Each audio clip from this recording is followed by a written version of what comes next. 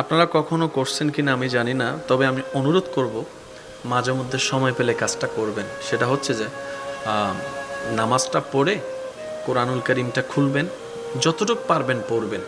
পড়ার পরে কোরআনটাকে একটু বুকের মধ্যে নিয়ে কিছুক্ষণ জড়ায় ধরবেন চোখটা বন্ধ করে। হয় নাই? আমার মনে হয় আশেকের আওয়াজ আর একটু বড় হবে। প্র্যাকটিক্যাল আপনি করে দেখবেন, চোখটা বন্ধ করে কোরআনুল কারীমটা একটু বুকের মধ্যে নিয়ে একটু জড়ায় ধরবেন।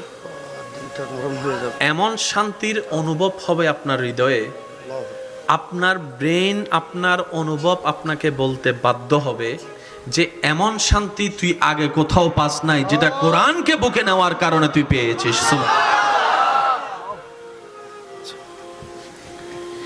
এই কোরআনুল কারীমের প্রথম সূরা, বড় সূরাকে বলা হয় সূরা বাকারা।